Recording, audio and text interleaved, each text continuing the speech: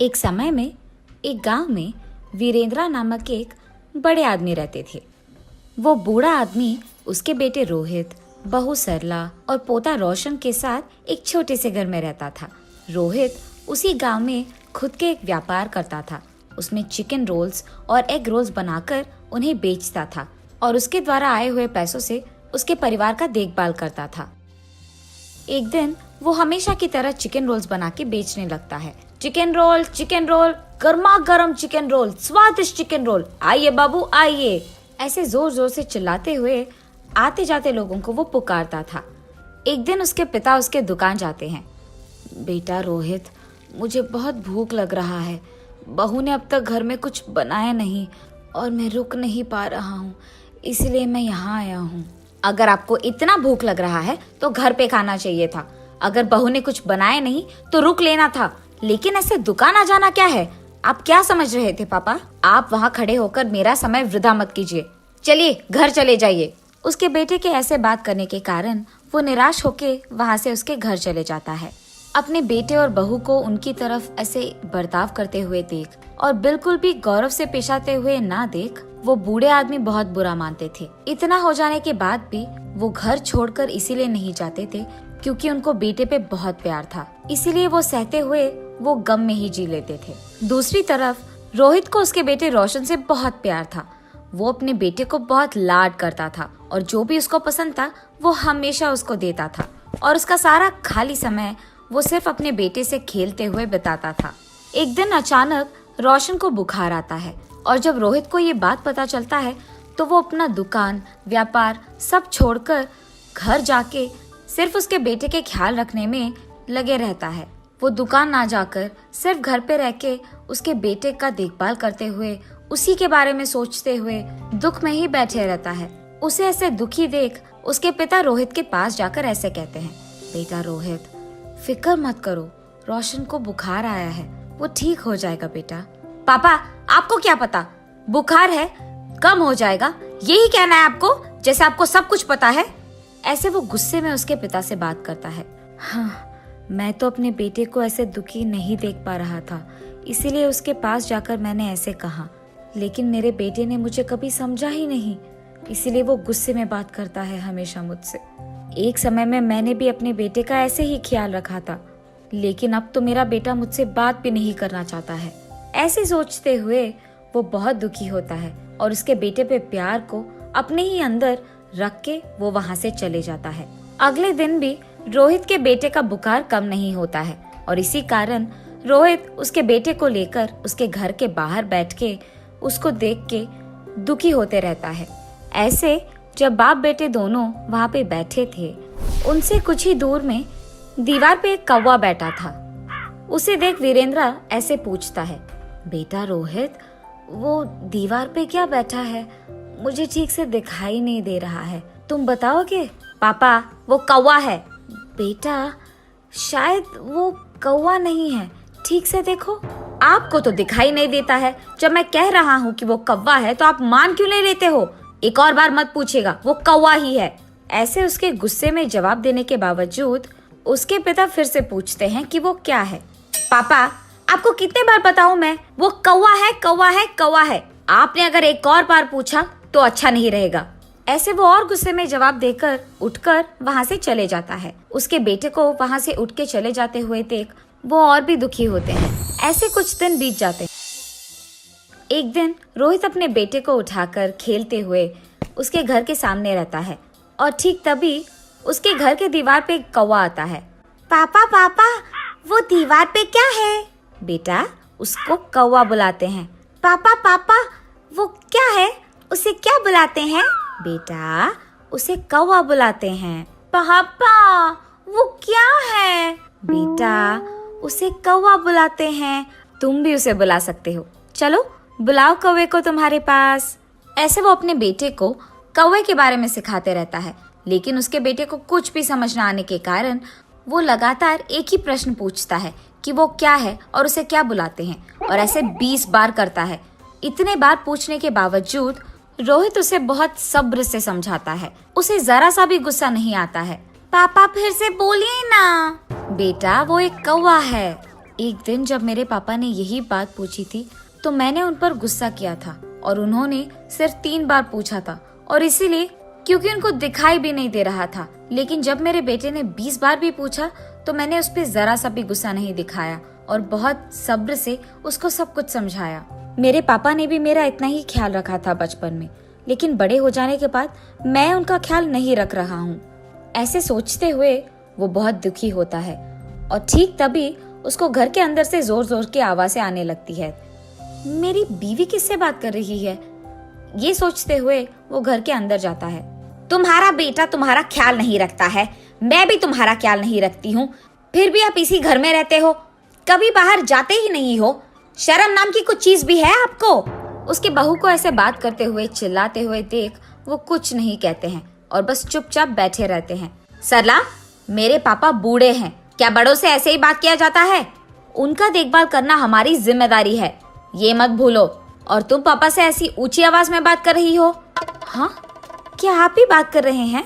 हाँ, मैं ही बात कर रहा हूँ। कल जब हमारा बेटा भी बड़ा हो जाएगा तो क्या वो भी हमसे ऐसे ही बात करेगा? सुन पाओगी उसकी ऐसी बातें?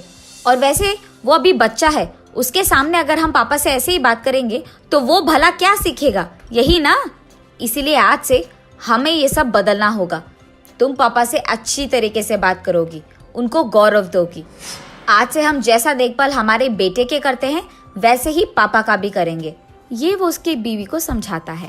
पापा, मुझे माफ कीजिए, जिंदगी में मेरे इस स्थान का कारण आप ही हो और मैंने आप ही को इतना दुख पहुंचाया। मुझे अपनी गलती का एहसास हो गया है पापा। ये कहते हुए वो उसके पापा के चरणों पे गिर जाता है। बेटा, तुम्हें बदलाव आ गया है, बस यही काफी है इस जिंदगी के लिए। मेरे बारे में ऐसा सोचकर दुखी मत हो बेटा, तुम बदल गए हो, मैं खुश हूँ। जी पापा, आइंदा मैं आपको कभी ऐसे दुख नहीं पहुँचाऊंगा और आपसे कठोर तरीके में नहीं बात करूंगा। आपका मैं बहुत अच्छा ख्याल रखूंगा, आपकी खुशी मेरी जिम्मेदारी। ऐसे ही तब से रोहित उसकी गलती का एहसास करके उसके पिता को उसके बेटे की तरह ही देखता है और रोहित के पिता भी इसी खुशी में जीते रहते हैं। और ऐसे रोहित को उसके गलती का एहसास होकर उसके दुकान में चिकन रोल्स, एग रोल्स बनाते हुए घर को भी संभालता है और ऐसे सभी खुश रहते हैं। एक गांव में प्रेमजी तिवारी नाम का एक बहुत ही बढ़िया बावर्ची रहा करता था। वो जिस गांव में रहता था उसी गांव के एक ढाबे में वो खाना पकाता और जिंदगी गुजारता। प्रेमजी तिवारी के माँ बाप तो नहीं थे, पर एक बहन और एक भाई था। बहन की शादी करवाने के लिए और भाई को अच्छे से पढ़ाने के लिए वो बेचारा दिन रात कष्ट किया करता था। प्रेम जी के बनाए हुए सारे पकवान कई सालों से बच्चे, बूढ़े, गांव के बाकी सारे लोग बड़ा मजा लेके खाया करते थे। इसकी वजह से वो जिस ढाबे में काम करता था उस ढाबे का नाम अच्छा हुआ और कमाई भी बढ़ गई। एक दिन प्रेम जी के एक दोस्त ने प्रेम जी की बहन की शादी के लिए एक अच्छे से लड़के के बारे में बताया। ये सुनकर प्रेम जी ने सोचा ये शादी तो किसी भी तरह करवानी पड़ेगी, चाहे उधार लेना पड़े, पर बहन की शादी होनी चाहिए। इसलिए वो गांव के जमींदार के पास गया और सूद पर रुपए लेके उसने शादी करवा दी। अपनी बहन की शादी में प्रेम जी ने खुद अपने हाथों से बढ़िया खाना बनाया था। सारे अतिथिगण खाना खा के मुग्ध हो गए। अरे वाह प्रेम जी, तुम्हारे हाथों में तो जादू है भैया, खाना तो तुमने बढ़िया पकाया है भाई। उसी शादी में लड़कों की तरफ से रामलाल नाम का एक आदमी आया था। खाना खा के उसे बहुत पसंद आया तो उसने कहा, प्रेम जी भाई, लंदन में मेरा एक रेस्टोरेंट है, क्या तुम लंदन आके मेरे रेस्टोरेंट में कुक के काम करोगे? ये सुनकर प्रेम जी भाई को याद आया कि उसके भाई को पढ़ाना है, उसका कुछ उधारी भी है। इन सबको छोड़ के लंदन जाना उसके लिए नामुमकिन था, तो उसने इस मौके को जाने दिया। दिन गुजरने लगे, उधार का भार बढ़ने लगा और पूरी तनख्वाह तो ब्याज भरने में निकल जाती थी। भाई को पढ़ाने के पैसे कम पड़ने लगे, घर चलाने में भी दिक्कत होने लगा। तो प्रेम जी भाई इन बातों को लेके मन कचोट के रह जाते थे। इस तरह महीने बीतने लगे, पर प्रेम जी भाई का आमदनी नहीं बढ़ रहा था। फिर एक दिन प्रेम जी भाई उदास बैठ के उपाय के बारे में सोच रहे थे। उसे लंदन से आए हुए रामलाल के बातें याद आए। अरे उसने तो मुझे रेस्टोरेंट में काम करने का मौका दिया था, ये बात मैं कैसे भूल गया। ये सोचकर वो रामलाल से मिलने चला। अरे प्रेम जी, आप इस तरफ। आपने तो उस दिन कहा था ना कि लंदन में आपके रेस्टोरेंट में कुक की नौकरी मुझे देने को तैयार है। अभी भी क्या वो नौकरी मुझे देंगे? अरे वाह, बढ़िया है, आखिर आपने मेरी बात मान ही ली। जरूर मौका मिलेगा। मैं 1 हफ्ते में वहां जा रहा हूं। मेरा बेटा आपके लंदन आने तक के सारे इंतजाम खुद देखेगा, ठीक है? फिर जब रामलाल वापस लंदन चले गए थे, रामलाल के बेटे ने प्रेम जी का लंदन जाने तक का पूरा इंतजाम 1 महीने के अंदर कर दिया। प्रेम जी ने उससे कहा, बहुत बहुत धन्यवाद बेटा, आप बिल्कुल चिंता मत कीजिए, यहाँ हम सब हैं ना। आप आराम से लंदन जाइए, वहां अच्छे से पैसे कमाइए और अपनी पूरी उधारी चुका लीजिए। अपने भाई को अच्छे से पढ़ाइए। अगले 10 दिन में लंदन जाने की आपकी फ्लाइट है। इस तरह उसने प्रेम जी को समझाया और उसे लंदन भेज दिया। प्रेम जी लंदन में स्थित रामलाल के इंडियन रेस्टोरेंट में अपना रसोइये का काम शुरू कर दिया। उसके खाना पकाने के तरीके, सब्जियों को काटने के तरीके, खाने को प्लेटिंग के वक्त गार्निश करने के तरीके, और सबसे बढ़िया बात यह थी, जब उसका खाना पकता था पूरा रेस्टोरेंट खुशबूदार हो जाता। वो मन लगा के लजीज खाने बनाता रहा और कस्टमर खुश होते रहे। खाने से खुश होकर लोग उसे काफी पैसे टिप में देते थे। इससे प्रेम जी खुश होकर और बढ़िया पकवान बनाने लगा। इधर महीने का तनख्वाह मिलता था और टिप की ऊपरी पैसे होने के कारण उसका आमदनी बढ़ गया। और जितने भी पैसे वो कमाता था, पूरे पैसे वो इंडिया भेज देता। फिर रामलाल के बेटे से बात करता और उनसे कहता कि उन पैसों से उसकी उधारी चुका दे और उसके भाई को बढ़िया सा कॉलेज वगैरह में भर्ती करके पढ़ाए। इस तरह 6 महीने बीत गए। इन 6 महीनों में उसने कई बार पूछा कि मेरे भाई से फोन पर बात करवा दे, पर कोई ना कोई कारण बोलकर रामलाल के बेटे उसे टाल देता तो प्रेम जी को संदेह होने लगा। और फिर जब रामलाल अपने बेटे के साथ बात करते थे, वो चुपके से उनकी बातें सुनने लगा। एक दिन रामलाल से मिलने प्रेम जी जा ही रहे थे। उसने देखा रामलाल बहुत गुस्से में किसी से फोन पर बात कर रहा है, तो वो छिपके सुनने लगा। 6 लाख रुपए है भाई, ऐसे थोड़ी ना आ जाते हैं। प्रेम जी का हाथ का खाना बढ़िया है, इसलिए उसे मैं जो तनख्वाह देता हूं और उसके टिप के पैसे मिलाकर हर महीने उन पैसों को मैंने बचा के रखने को कहा था, ना कि इसके बारे में प्रेम जी के भाई को बताने के बारे में। कोई ना कोई उपाय निकाल और मुझे वापस फोन कर। उनकी इन बातों को सुनकर वो तुरंत अपने घर गया। अपना पूरा सामान उसने समेट लिया और उसी वक्त वहां से निकल पड़ा। मैंने इन पे अंधविश्वास किया था और काम करने विदेश तक आ पहुंचा। 1 रुपए मेरा पैसा मैंने नहीं बचा, पूरा पैसा इनको सौंप दिया। पता नहीं उधर मेरे भाई और बहन किस हालत में हैं। पता नहीं मेरा सूद कितना बढ़ गया है। मुझे विश्वास नहीं हो रहा है कि अपने कुकर्मों के लिए इन लोगों ने मुझे वहां से यहां तक ले आया। वो बेचारा रास्ते के एक किनारे बैठकर दुखी हो रहा था। हे भगवान, अब तुम्हारा ही भरोसा है, तुम ही कोई रास्ता निकाल दो भगवान। वो बेचारा कुछ देर वहीं पर भगवान का स्मरण करते बैठा। अचानक से नील रंग के धुआं के बीच में से श्री कृष्ण पधारे। उन्होंने एक बालक का रूप धारण किया। फिर वहीं पर उन्होंने एक फूड स्टॉल को अपने माया से बनवाया और आके प्रेम जी के पास बैठ गए। अंकल, क्या ये फूड स्टॉल आपका है? मुझे बहुत भूख लग रहा है, कुछ पका के खिलाओगे? मैं पैसे भी दूंगा। वो आके प्रेम जी से बातें करने लगे, पर प्रेम जी को तो पता था वो फूड स्टॉल प्रेम जी का तो था ही नहीं। पर कहीं उस बालक को देखकर प्रेम जी को बिछड़ा हुआ अपना भाई याद आया। पता नहीं उसके मन में क्या हुआ। वो उठा और उस फूड स्टॉल की तरफ बढ़ गया। फिर वहां रखे हुए सारे चीजों को देख के सोचने लगा, इसके खाने के लिए क्या पकाऊं? प्रेम जी ने फिर अपनी नजर इधर उधर दौड़ाई तो उसने देखा खाने के कई चीज रखे हुए थे। अरे पता नहीं ये फूड स्टॉल है किसका? इतने सारे खाने की चीजों को यहाँ छोड़ के कहाँ चले गए? वो सोच में पड़ गया। इस तरह अचंभित होकर वो सोच रहा था, वहां खाना खाने दूसरे कस्टमर भी आना शुरू हो गए। प्रेम जी ने उस बालक के लिए बड़े प्यार से खाना पकाया। फिर वो बालक को ढूंढने लगा और वो बालक उसे दिखा नहीं। और इधर वहां बैठे जो बाकी कस्टमर थे वो सारे फूड फूड फूड कहकर प्रेम जी को पुकारने लगे, तो प्रेम जी उनके लिए खाना बनाने में मगन हो गए। इस तरह बिना कुछ सोचे समझे ही प्रेम जी के जीवन में एक नया मोड़ आ गया था। इसके अलावा वो फूड स्टॉल मेरा है कहने वाला कोई आगे ही नहीं आया। तो प्रेम जी ने सोचा शायद ये भगवान की मर्जी है और उन्होंने ही उसे यहाँ भेजा है। वो अपना काम में व्यस्त हो गया। रामलाल को प्रेम जी के फूड स्टॉल के बारे में पता चला तो उसे रोकने वो खुद आ पहुंचे, पर उसे पता नहीं था ये स्वयं भगवान की देन है। वो उसे कहां रोक पाता।